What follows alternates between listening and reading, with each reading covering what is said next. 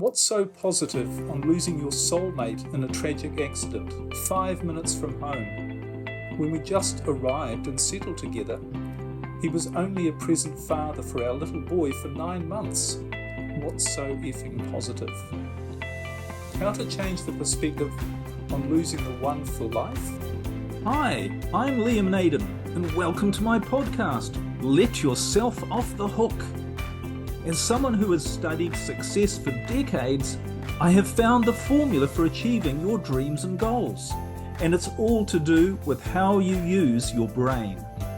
Each week on my show, I will provide you with the tools, resources, and expertise to utilize your brain to its ultimate potential and remove the barriers to your success.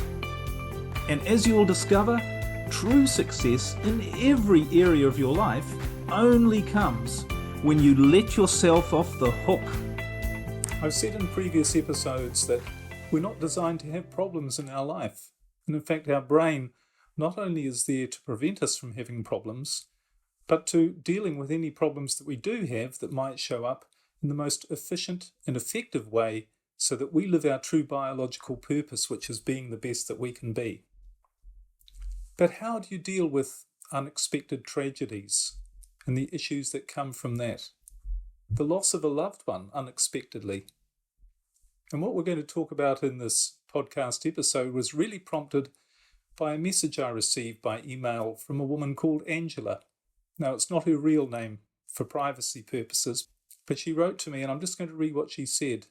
She said, "Liam, what's so positive on losing your soulmate in a tragic accident 5 minutes from home?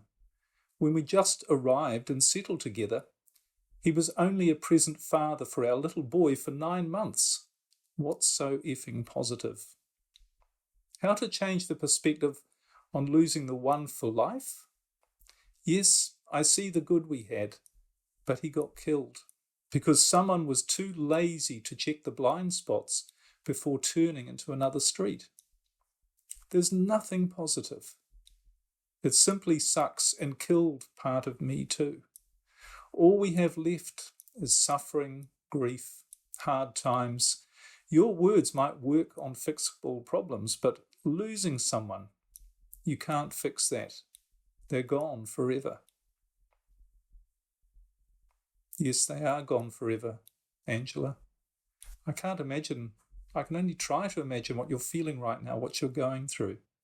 And for you and anyone else like you who goes through this, the pain of grief, and we've all been through it at times, or if we haven't, losing a loved one, we are all going to go through it at some point. We know that there's a pain in our soul, in our heart, in our deepest inner being that is almost unbearable, that we can't get rid of. And there's an anger and a bitterness. Why did this happen to me? Why did this happen at all? If there's a loving God, why did God allow this to happen?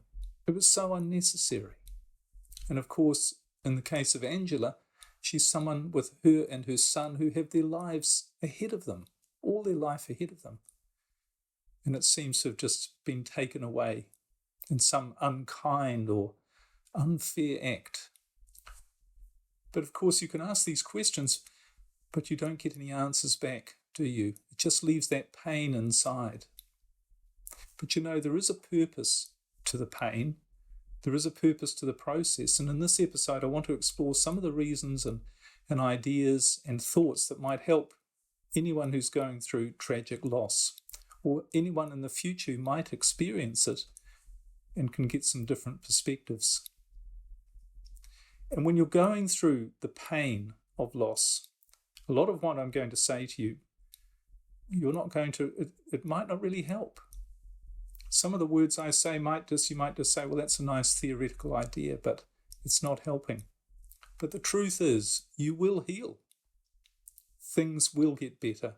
And some of the things I'm saying, even if you can't see them right now, you will in time.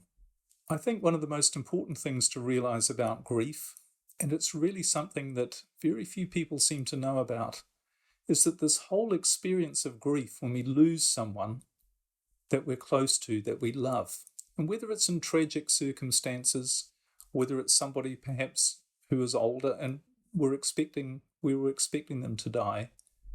Whatever it is, we go through this pain because this is actually a biological, physical process. There is a physiological basis to feeling grief. And it's actually a good thing. It's something necessary for our survival, both individually and as a species. It's built into us biologically. And it's all to do with something called a chemical that our brain produces called oxytocin. Now, you might have heard of oxytocin. Oxytocin is a hormone, or more correctly called a neurotransmitter, that makes us feel good. But it's often called the love hormone because this hormone, oxytocin, is produced whenever we feel love and bonding towards another individual person. And it's designed not only to make our loving bond strong, but to keep it strong. And one of the ways it does that is it ensures that if there's any chance of that bond breaking, then we actually feel bad. I'll explain what I mean by that in a moment, but for now, what I'm really getting at is when we're in love with someone or when we feel lovingly towards someone else, we are producing this oxytocin, this chemical that makes us feel good. So what we're doing on a chemical level is we're associating this relationship with pleasurable feelings. And that's, when you think about it, that's really important biologically. It means that the bond between two parents is strengthened or it stays very strong enough, at least for the amount of time required to bring up offspring. And when you feel a loving bond with someone else, you're going to want to do everything you can to protect them. Sometimes perhaps even at the cost of your own life. And this is when you hear stories of people who sacrifice their own life to save the person that they love. So this is all about biological survival. This is all about making that relationship, that bond, as strong as possible to ensure the survival not only of the two people involved, but perhaps offspring, children as well.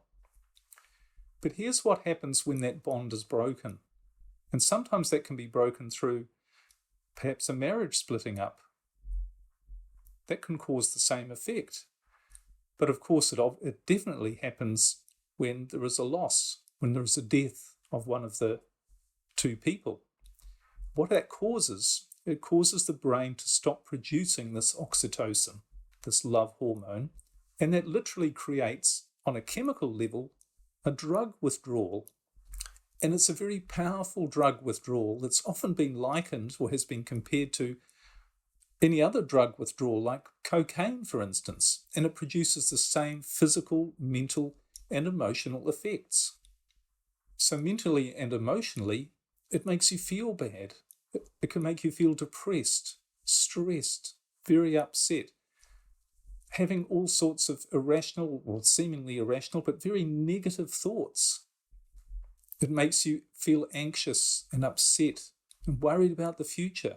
With thoughts such as, what am I going to do? I can't live without this person. What's going to happen now? And of course, there are physical effects as well. Maybe you don't sleep very well and you just feel bad. So all of these things, physical, mental, and emotional symptoms, they're symptoms of this oxytocin withdrawal, this withdrawal of this chemical, the withdrawal of the love hormone. So this is what grief really is. It's the experience of the withdrawal, the physical experience of the withdrawal of this love hormone chemical. So when you realize that when you're in a state of grief, you are going to go through this. No amount of positive thinking or telling yourself that you shouldn't be thinking the way you are or feeling the way you are, that's not going to help. Because it's a physical process. You have to allow time. You will have to allow it to take its course. And of course, eventually, you will get over it. This chemical withdrawal will cease, and that's when you'll start to feel better. You know, one of the other things that happens during this withdrawal of oxytocin, this drug withdrawal, is that you're not able to see things clearly. Now, this is a good thing, because your body needs to be focusing on your healing. So your thinking literally slows down. You slow down while you're healing. So when you understand all this, you can allow this process to happen and to know that at some point in the future, you are going to see things from a different and better perspective. You will heal.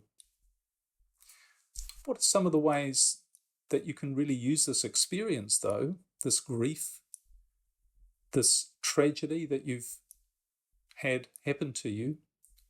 What are some of the ways you can use this experience to actually help you in your life? Because the truth is that person has gone. On one level, they are no longer with you. On another level, they will always be with you, but physically, they're no longer around. But you're still here. You're still in your physical existence. You've still got your brain still there to do what it's designed to do, which is to make you deal with whatever you've got to deal with in your life, make the best of it so that you have the greatest chance for survival, and you end up being the best that you can be. So how can you use this experience to help you in your life?